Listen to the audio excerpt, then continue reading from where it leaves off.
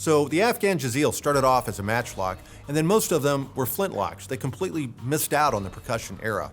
Now these guns are varying quality. Some are just made for tourists, but others are real shooters.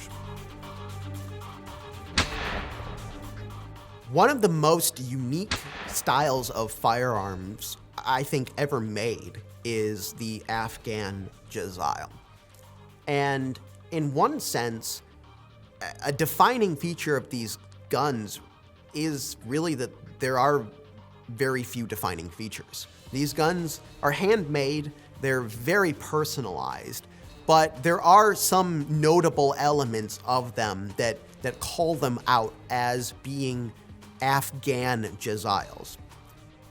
Now, the secret to the Jezail is its incredibly long barrel. And this is a feature that's really not seen on very many European firearms. Most of the Jezails, we call them rifles, but they're really not rifled, smoothbores. Some were rifled, but the ignition system they used, it started with matchlocks and then went to a flintlock, and the flintlocks that they used most often captured British Brown Bess flintlocks. They're decorated stocks, but what really makes it a Jezail is a strange curved buttstock. There have been many theories about why the stock was so designed. Some people say you tucked it under your arm. Well, that's ridiculous, because if you tucked it under your arm, you'd have the lock right next to your face, and as soon as that goes off, that would be very, very uncomfortable. Plus, you couldn't sight the thing. The sight would be behind your face. There's even a theory that you could fire the thing one-armed from a horse if you wrapped your arm around it. Well, these darn things weigh 8 or 10 pounds. I don't care who you are. You couldn't hold it at length and fire it one-handed. I think basically you just fire the guns from the shoulder. And the reason for the stock, like anything else, is kind of stylistic. It just kind of evolved in that direction.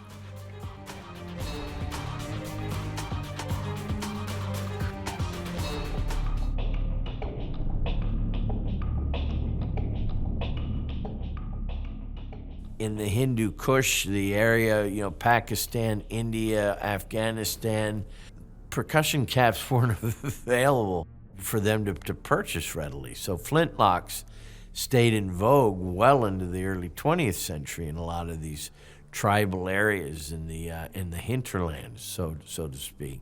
And the Jezail is one that it's a gun that whoever owned it was very proud to have, and decorated it profusely. You hardly find any of them that aren't overly decorated with some kind of inlay embellishment.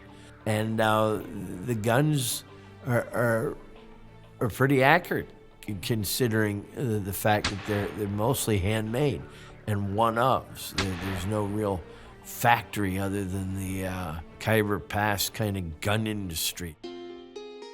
The British found, much to their dismay, that in the early days, they were being outshot by the Afghans and the Pathans, because they were using rifles. A lot of these guns were rifled. They had greater range and greater power, and the British were using Brown Bess muskets.